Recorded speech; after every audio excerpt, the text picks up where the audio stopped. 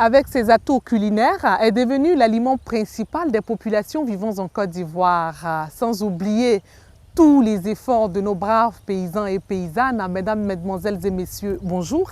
Merci de nous rester fidèles dans le cadre de l'émission agricole Braves Paysans, produite par l'Agence pour la valorisation de l'agriculture, des ressources animales et halieutiques.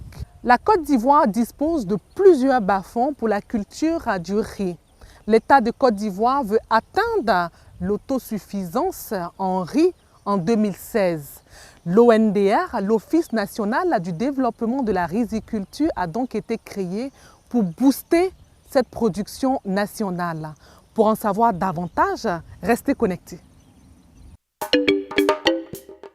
Originaire d'Asie et d'Afrique, le riz a été introduit en Côte d'Ivoire par les marins. Les premières variétés cultivées se trouvèrent sur les côtes du pays. Avec environ 21,9 millions d'habitants pour une superficie de 322 462 km², la Côte d'Ivoire connaît une urbanisation rapide. 1,5 rural pour 1 urbain en 1995 et une prévision de plus d'urbains que de ruraux en 2015 avec un taux de pauvreté de 48,9%. Le riz, avec ses atouts culinaires, est devenu dans ces conditions l'aliment principal des populations vivant en Côte d'Ivoire. La production nationale, estimée à 600 000 tonnes de riz blanchi en moyenne par an depuis 2008, couvrait à peine 50% de besoins de consommation nationale, estimés à 1 500 000 tonnes de riz blanchi en moyenne par an. Pour combler ce déficit, la Côte d'Ivoire a recours à des importations massives qui se chiffraient en 2009 à 919 000 tonnes de riz blanchi pour un coût de 235 milliards de francs CFA et qui proviennent des pays asiatiques. Pourtant, la Côte d'Ivoire dispose de plusieurs atouts en matière de riziculture pour lui permettre de produire suffisamment de riz en vue de couvrir sa consommation nationale et exporter le surplus éventuel. Parmi ces atouts, on peut relever le potentiel important en terres rizicultivables, un climat très favorable avec une pluviométrie abondante, des producteurs au savoir-faire non négligeable, l'existence de variétés à haut rendement ayant de bonnes qualités organoleptiques, l'existence d'un marché potentiel et un environnement économique et industriel devenu satisfaisant.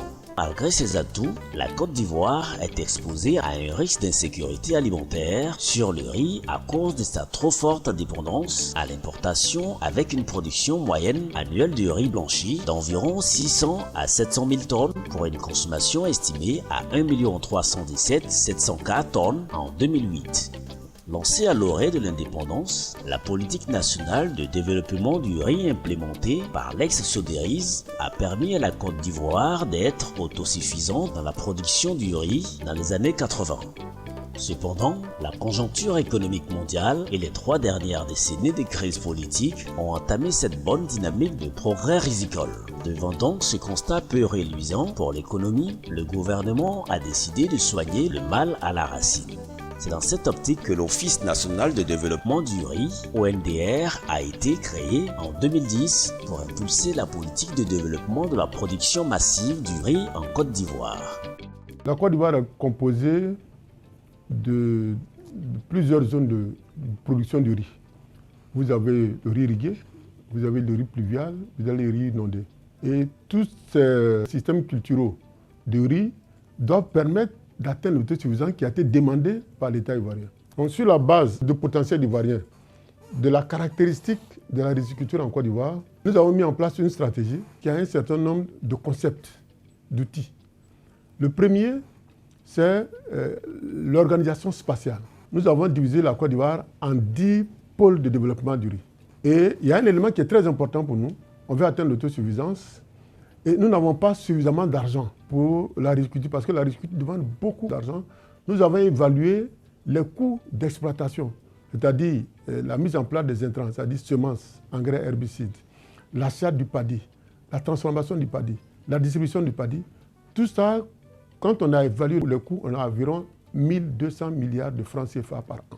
Cet argent, on ne peut l'avoir ni auprès de l'État, parce que c'est des activités privées, ni auprès des banques, c'est des montants importants. On ne peut l'avoir qu'auprès de partenaires privés.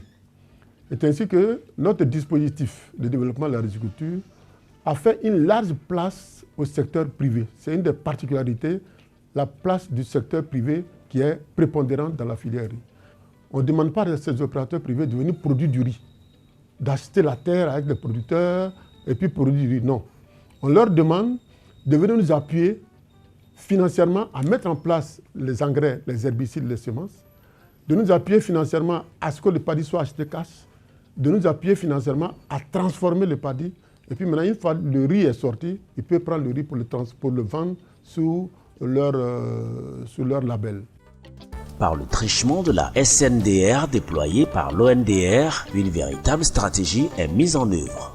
Il était important que l'ensemble de la chaîne de valeur de la filière riz donc, soit surveillé, soit suivi, soit évalué, afin de voir quelles sont les performances des différents acteurs, mais en plus de pouvoir ressortir tout ce qu'il y a comme goulot d'étranglement, tout ce qu'il y a comme contre-performance, pour qu'un certain nombre de mesures correctives soient apportées et que véritablement chaque acteur soit actif.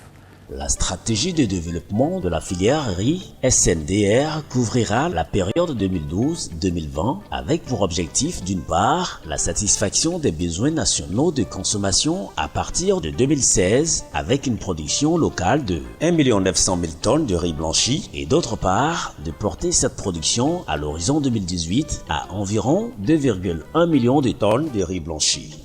C'est justement pour s'imprégner de tous ces plans d'action que l'équipe du magazine Brave Paysan a tenu à aller sur le terrain pour se rendre compte de la stratégie effectuée à mi-parcours. À cet effet, une escale a été faite à Yamoussoukro sur les périmètres de Zata et Subiakro pour rencontrer les multiplicateurs des semences fournies par le CNRA et l'ADRAO.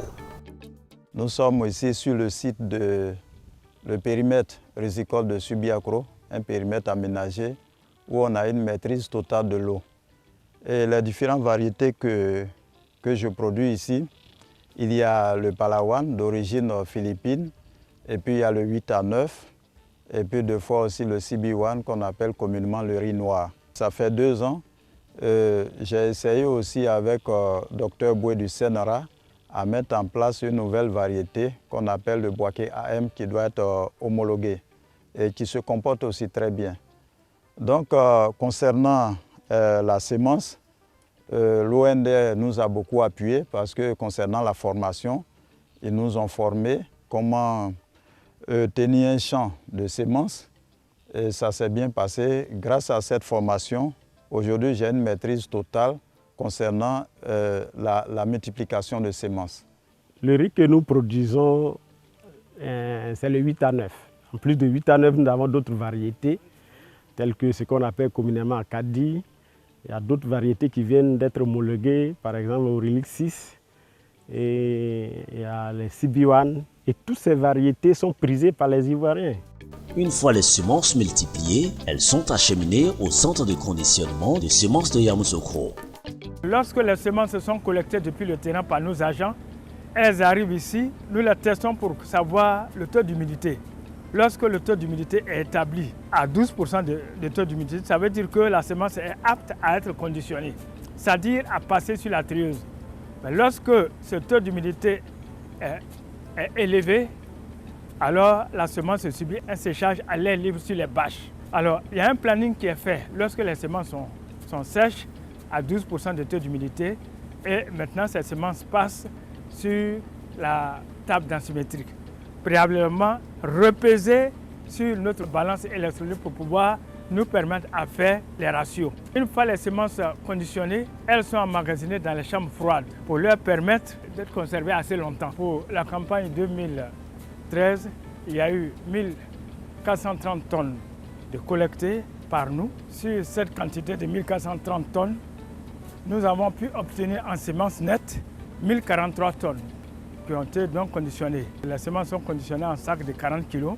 Ces 40 kg qui ont été ensuite redistribués aux paysans. La vision de la stratégie nationale de développement de la filière riz, SNDR en Côte d'Ivoire, est de satisfaire l'ensemble des besoins de consommation nationale en riz de bonne qualité et concurrentiel par rapport au riz importé, avec l'opportunité de constituer un stock de sécurité et d'exporter le surplus de production. Pour nous, le riziculteur à l'horizon 2020, il doit pouvoir tirer le meilleur parti des innovations technologiques, donc porter vers la recherche. Mais la recherche dans l'objectif d'améliorer son processus de production, mais de satisfaire le besoin du marché. Donc on doit passer d'une agriculture de subsistance à une agriculture orientée vers le marché. Pour avoir une récolte importante élargie sur toute l'année, la culture du riz doit être à l'abri du manque d'eau. Pour parer à cela, des barrages ont été construits pour irriguer en toute saison les champs de production. À Mama, sous-préfecture d'Ouragayo, les populations ont bénéficié d'un barrage et d'un aménagement rizicole. Ici, ce site a pour caractéristique d'avoir un barrage d'une retenue d'eau de 3 132 000 m3 d'eau sur une superficie de 113 hectares qui irrigue en aval 125 hectares de terres aménagées pour la riziculture irriguée en double culture principalement, également pour le maraîchage. Nos activités du projet s'inscrivent dans le cadre de la stratégie nationale de développement de la riziculture, notamment la SNDR. Dans ce cadre-là, nous apportons les appuis aux producteurs, notamment nous leur apportons le matériel agricole nécessaire à l'exploitation des périmètres. Nous avons les motoculteurs, les batteuses vanneuses, les kits d'outillage, notamment des limes, des machettes, des dabas. Et ici, à terme, il est question pour nous, en vitesse de croisière, de produire 6 tonnes hectares par cycle. Ce type de périmètre, nous en avons réalisé dans le cadre du projet 4, dont celui sur lequel nous sommes. Sur ces sites, nous encadrons 171 exploitants répartis comme suite, 50 femmes et 121 hommes. Ce site a une superficie de 110 hectares. Nous avons formé les exploitants sur l'itinéraire technique du riz irrigué. Les femmes et les jeunes nous disent toute leur gratitude à l'endroit de l'ONDR. On est en train de cultiver riz de bas-fond, 8 à 9. Et ça peut nous donner un site à 7 tonnes. Nous remercions beaucoup l'ONDR qui nous a permis avec sa stratégie de cultiver du riz irrigué sur ce site-là. Et donc nous les remercions beaucoup. Nous voulons qu'ils continuent de nous appuyer pour que le site soit bien aménagé et qu'on fasse encore plus c'est-à-dire 3 fois au moins dans l'année. Ce barrage a également suscité d'autres activités génératrices de revenus telles que la pêche. Cette eau, avant de devenir barrage, c'était d'abord une petite rivière où nous, on venait juste s'amuser, on nageait. Bon, après, il y a eu le projet de l'UNDR et aujourd'hui, c'est devenu une grande eau. Sans cette eau-là, vraiment, pour avoir les sous, c'était un peu dur. Mais avec cette eau aujourd'hui, avec ce barrage aujourd'hui, là, on arrive à s'en sortir un peu. Chef Goli Obou-Joseph, grâce à sa récolte abondante due au barrage, a pu bâtir une nouvelle maison qu'il nous présente avec fierté. Depuis les années passées, je n'ai gagné rien. Je gagne seulement pour manger. Mais depuis l'an dernier, quand j'ai récolté, j'ai eu plus. Ça m'a permis de construire. Grâce à l'UNDR que j'ai eu ce profit. Par la suite, M. Kone Nandignon nous éclaircit sur des points à la question de savoir combien d'hectares dispose la Côte d'Ivoire. Il nous répond en ces termes. En termes de potentiel de surface cultivable pour le riz en Côte d'Ivoire, le potentiel est très important.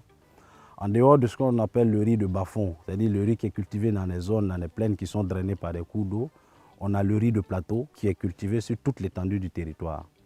Et donc pour cette première catégorie, toutes les surfaces cultivables arables du pays peuvent servir de cadre de culture pour ce riz de plateau. Pour ce qui concerne les bas-fonds, aujourd'hui, depuis l'adoption de la SNDR en février 2012 jusqu'à aujourd'hui, les identifications qui ont été faites par les services de l'ONDR à ce jour s'élèvent à 165 000 hectares de bas-fonds et de grandes plaines qui peuvent servir pour la production de riz. Ce n'est pas la totalité des bas-fonds et des plaines qui ont été identifiés. L'activité d'identification continue pour compléter, pour arriver à un chiffre plus précis, plus exact, qui reflète plus la réalité. Dans cette dynamique, le chef d'œuvre d'architecture du barrage gonflable, bâti dans la ville de Mbayakro, nous est présenté par M. Kwadio Obo, chef de service organisation et production agricole du barrage. Alors, le principe de ce barrage, c'est de faire en sorte que l'eau dans son lit circule en toute tranquillité. Nous gonflons le barrage, en 30 minutes il est gonflé et nous avons suffisamment d'eau pour alimenter nos pompes et pour alimenter nos parcelles. Une fois l'irrigation terminée, le barrage se dégonfle et l'eau suit son cours normal. Ce barrage permet l'irrigation des 450 hectares avec 2 stations de pompage. Une station de pompage là où nous sommes maintenant, qu'on appelle la station de pompage 2, et il y a une station de pompage à 7 km d'ici, qu'on appelle la station de pompage 1. Mais pour que les stations de pompage marchent et que le barrage gonflable marche, c'est alimenté à l'électricité. Donc nous avons devant nous la salle électrique. C'est un élément novateur parce que c'est la première fois que dans un périmètre de risicole, on va utiliser ce système. Et c'est la première fois aussi que nous allons utiliser ce type de barrage en Côte d'Ivoire, en Afrique de l'Ouest, et nous sommes le 3e pays en Afrique à utiliser ce système. Les producteurs du site aménagé ont donné leur avis sur l'effet du barrage gonflable dans les productions. Nous avons l'eau grâce au barrage que l'OND a mis en place ici, a réussi à construire. On a vu la différence en nos rendements. Ce qu'on a réussi à avoir cette année comme rendement est largement au-dessus des rendements passés. Soulignons que pour un bien-être inclusif des producteurs villageois, d'autres installations très utiles telles que le château d'eau, de pompes fontaines, etc. ont été construites. Avant, on vivait difficilement pendant la saison sèche pour avoir l'eau à boire. Des fois, on s'en va aux usines pour prendre de l'eau avant de venir à ce que les enfants puissent aller à l'école. Et aujourd'hui, l'OND est venu, nous a aidés, on a eu le château.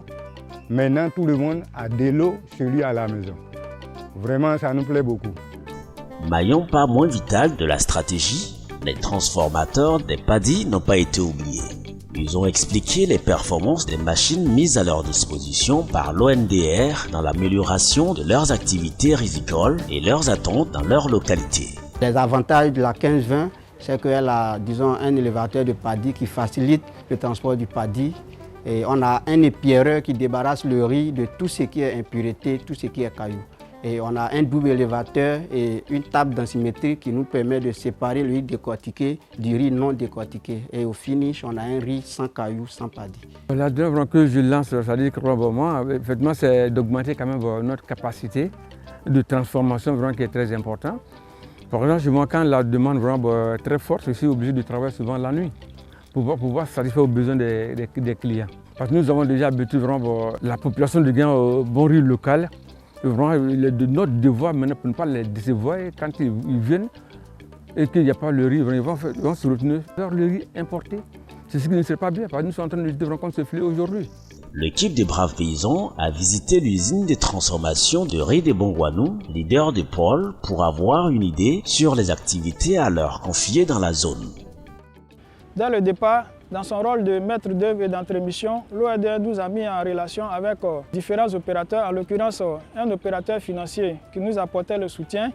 Nous avons aussi parcouru toute la zone pour fédérer tous les riziculteurs, les organiser en coopérative dans toute la zone du Moronou. Ils sont disposés et disponibles à nous produire tout le paddy nécessaire. Malheureusement, le soutien financier qui devait leur apporter la garantie d'achat au niveau de leur production nous fait défaut. L'opérateur financier qui devait nous soutenir dans le cadre du projet a été liquidé, ce qui nous a freiné dans notre élan. D'autres leaders de pôle expriment leur motivation quant à la SNDR. Comme vous le savez, la Côte d'Ivoire consomme des quantités très importantes de riz.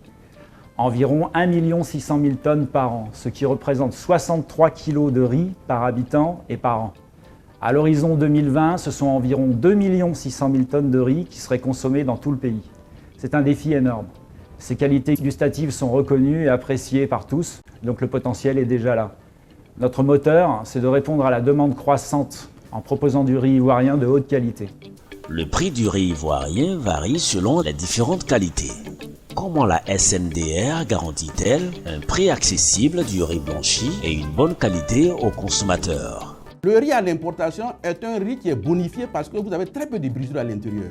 5% des brisures, on appelle ça le haut de gamme. Nous avons fait une enquête en Côte d'Ivoire pour savoir effectivement quel type de riz l'Ivoirien mange. Est-ce que c'est le facteur brisure qui impacte sur son goût? Au soir de ça, on s'est rendu compte qu'en fait, ce n'est pas l'aspect brisure qui impacte fortement sur le goût de l'Ivoirien. Ce qu'il recherche, c'est un riz propre, c'est un riz frais, c'est un riz qui a un goût dans lequel il se retrouve, c'est un riz qui est parfumé naturellement. Or, le prix du riz, il est élevé parce que vous avez très peu de brisure à l'intérieur, donc les rendements à l'usinage. Là où vous mettez par exemple 100 kg de riz, vous voulez obtenir du riz à 5% de brisure, vous n'obtenez que 50 kg là-dedans, vous n'obtenez que 50% de rendement. Or, si vous faites du riz de Côte d'Ivoire, c'est un riz qui est caractérisé à peu près avec 66% de rendement. Ça comporte 50% de grains entiers que vous avez effectivement à l'intérieur de ce riz-là. Et donc, également là-dedans, vous avez les taux de brisure.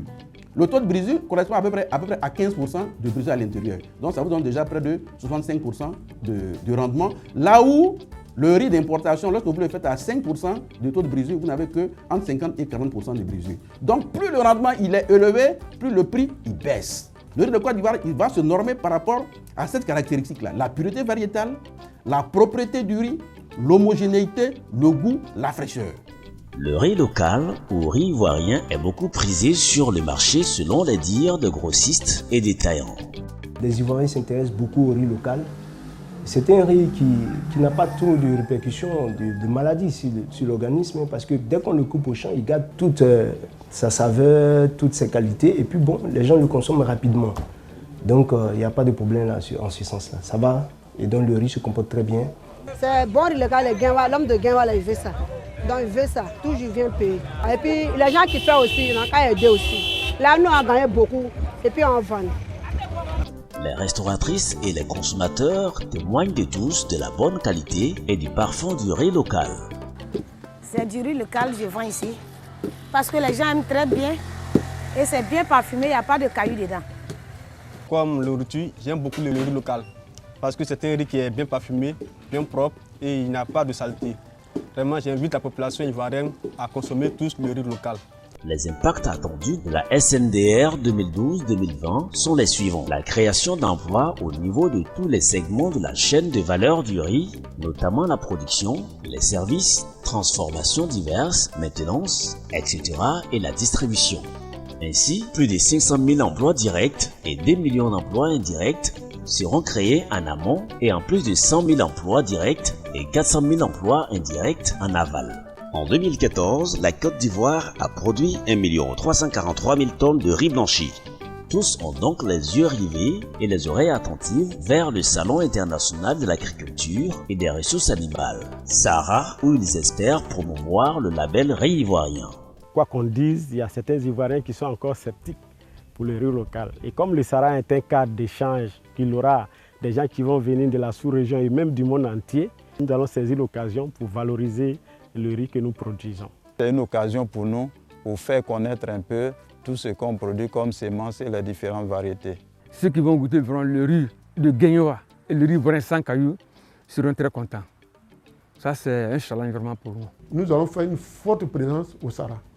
Et ça permettra à l'OND de montrer de manière physique ce que nous faisons et ce qui existe dans les activités que nous réalisons sur le terrain, avec l'ensemble des opérateurs. Et là aussi, vous verrez la distinction entre les différentes qualités de riz que nous faisons, comment ce riz est produit sur le terrain, les différentes phases, pour que les gens aient une bonne connaissance du riz, de ce que nous faisons et ce que nous projetons faire dans l'avenir. Espérons que les discours et les décisions porteront sur la poursuite de la politique de la production accentuée du riz et de sa consommation locale. L'ONDR garde toujours le cap. Le temps qui nous est imparti tire à sa fin. J'ai été heureuse d'être en votre compagnie. Vous l'avez compris au cours de ces 26 minutes, le riz pousse partout. Nous avons la possibilité d'exporter le riz à partir de la Côte d'Ivoire. Nous félicitons l'ONDR pour ses actions et nous demandons à l'État de Côte d'Ivoire d'appuyer davantage tous ces braves paysans qui interviennent dans le domaine de la riziculture en Côte d'Ivoire. Rendez-vous est donc pris dans 15 jours pour un nouveau numéro de votre émission agricole Braves Paysans. Pour vos avis et suggestions, vous pouvez nous contacter à l'adresse qui s'affiche au bas de votre petit écran. Vive l'agriculture, les ressources animales et halieutiques pour une Côte d'Ivoire effectivement émergente à l'horizon 2020. À très vite.